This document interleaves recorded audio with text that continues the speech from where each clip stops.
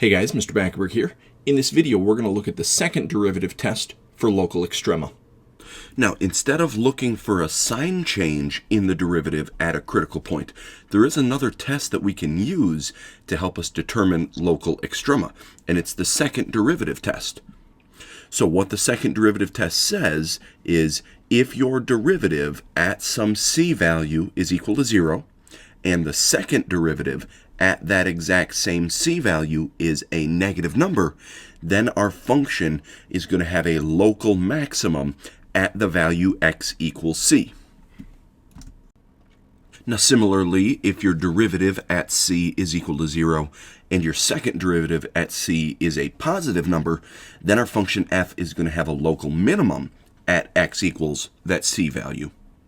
Now the nice thing about this is that we only need to know what's happening directly at c itself instead of setting up intervals and checking what's happening around that c value.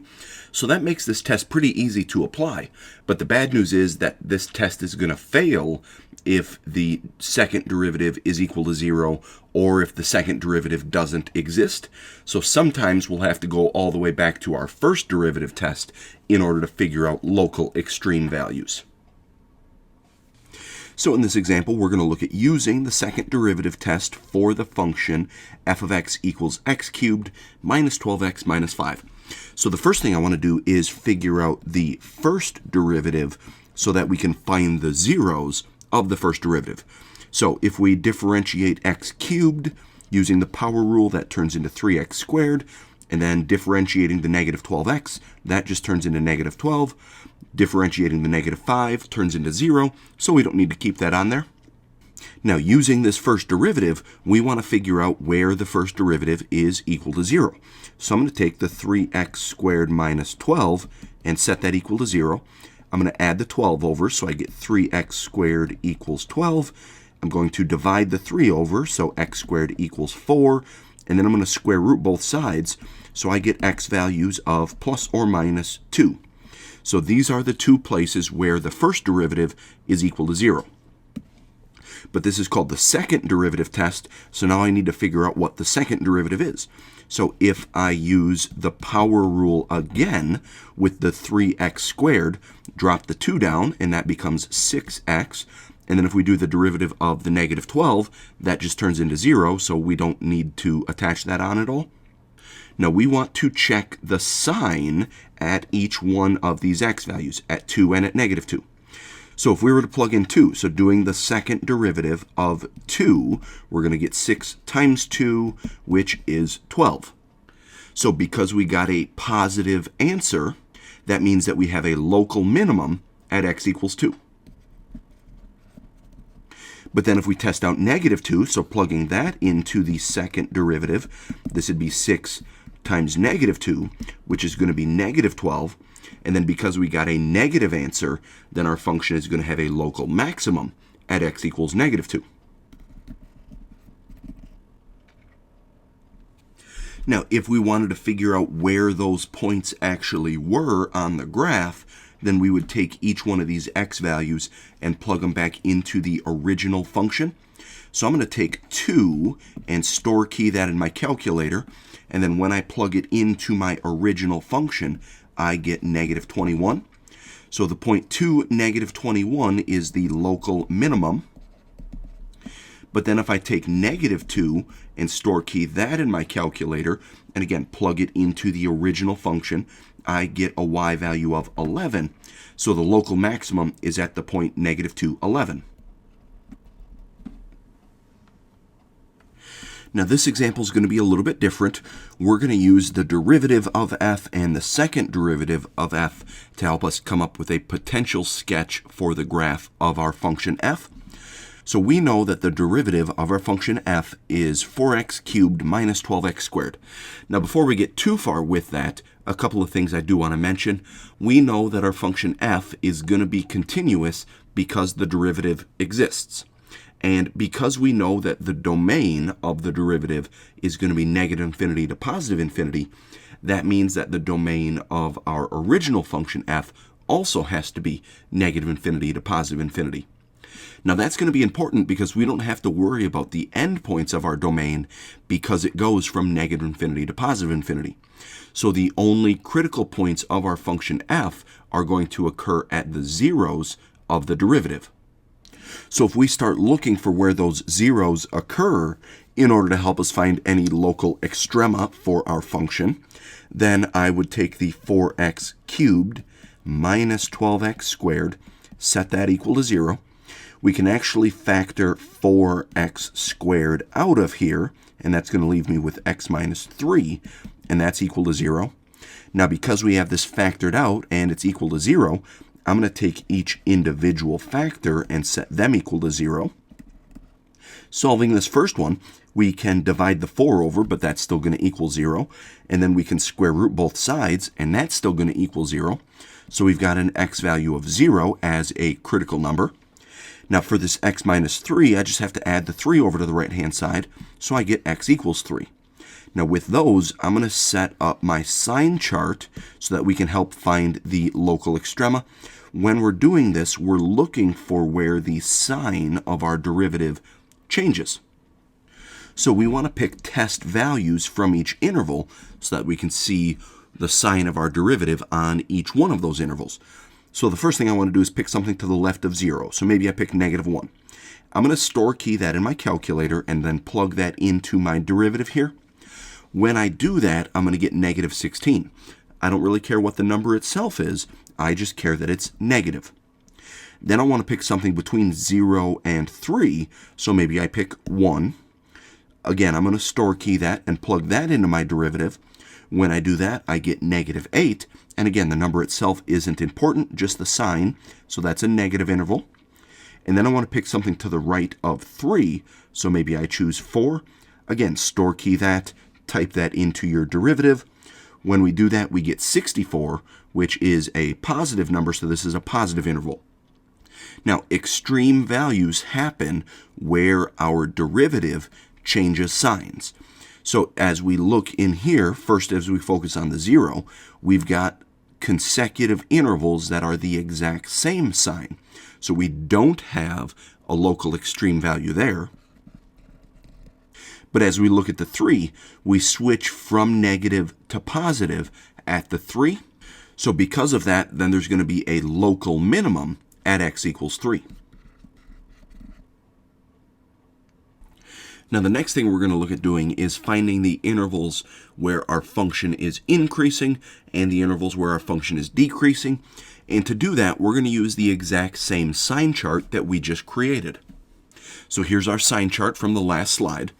Our function f is going to be increasing anywhere where the derivative is positive. So on the far right-hand side here, where we had this positive interval, that interval is going to be an increasing interval. So we can say that our function f is increasing on the interval from 3 to infinity. We can say that our graph is decreasing anywhere that the derivative is negative. So here, the derivative is negative from negative infinity until we hit 0, but then it's also negative between 0 and 3. So this one has one increasing interval, and it has two decreasing intervals. The next thing we're going to find is where our function f is concave up and where it's concave down. To do this, we need to find the second derivative, and we're going to make a sign chart using the second derivative. So if I use my power rule in here, with that 4x cubed, drop the 3 down, and we get 12x squared. With the negative 12x squared, drop the 2 down, and we get negative 24x. So that's our second derivative. I want to take that and set that equal to 0. I can factor 12x out of here, and that's going to leave me with x minus 2. And then because this is equal to 0, I'm going to take each of my individual factors and set them equal to 0. So solving the first one, dividing the 12 over, we're going to get x equals 0. And for the x minus 2, add the 2 over, so we get x equals 2. Now we're going to build our sign chart using these values. So we've got 0 and we've got 2. We want to pick test values from each interval to plug into our second derivative so we can find the sign of each interval. So I'm going to start with something left of 0, so maybe I choose -1. I'm going to take that and store key it and plug it into my second derivative. When I do that, I get 36, which means that this is a positive interval. Then I want to pick something between 0 and 2, so maybe I pick 1. Again, store key that in your calculator. When we plug that into our second derivative, we get -12, so this is a negative interval. And then I want to pick something to the right of 2, so maybe I choose 3. Again, store key that in your calculator, plug it into your second derivative, we get 36, so this is a positive interval. So based on this sign chart, our graph is concave up on the positive intervals, so we can say that our function is going to be concave up on the intervals from -infinity to 0, and also from 2 out to infinity. And then our graph is going to be concave down on any negative intervals. So we can say that this function is going to be concave down on the interval from 0 to 2. Now we're going to take all of that information that we just figured out and try to sketch a possible graph for our function f. Now the first thing I actually want to do is summarize all of the information that we just talked about. So we had a few different important values that I want to look at in terms of a number line, which might help us draw our graph. So we had an important value at 0, we had an important value at 2, and then we had another important value at 3. And here's what we said about each of those intervals. For things left of 0, because of the first derivative test, we said that our function was going to be decreasing. But then as we looked at the second derivative, we said that our graph was going to be concave up. Now between 0 and 2, our function was still decreasing, but it actually changed its concavity. It was concave down on this interval. Between 2 and 3, our function was still decreasing, but it changed its concavity again, so now it's switched to being concave up. And then lastly, to the right of 3, now our graph changed to increasing, and it was concave up here as well. So we're going to use these pieces of information to help us sketch out a potential graph. Now, we don't necessarily know exactly where our graph is oriented in an x and y plane. So I'm not even going to worry about drawing any axes. I'm only going to worry about sketching out the curve.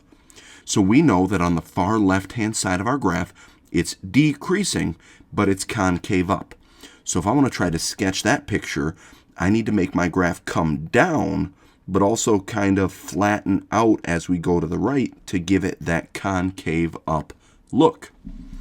Now we said that 0 was an important point because our graph changed its concavity there. It went to concave down. It was still decreasing, but concave down. So I'm going to flatten out a little bit and change the concavity, but keep decreasing as my graph continues to go down. So now I'm concave down, but my graph is still decreasing. But then we hit this x value of 2. Our graph continues decreasing, but again changes its concavity. So I need to make my graph start swooping the other way to give it that concave up look to it. Now talking about 3, we said that 3 was going to be a local minimum. So it's going to be at the very, very bottom of a curve. And that happens because our graph changes from decreasing to increasing. So at this x value of 3, I need to turn and start going up while making sure that my graph is still concave up. And there aren't any more important values to the right here, so we're going to assume that our graph continues this behavior forever as it goes out to the right-hand side. So this is a potential sketch for our graph of the function f. That's going to be it for this video. Thanks for watching.